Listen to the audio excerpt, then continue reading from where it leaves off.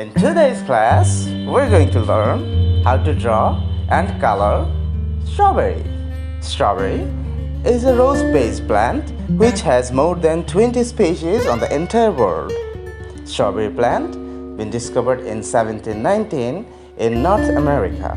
The entire world's strawberry is 40% produced in China.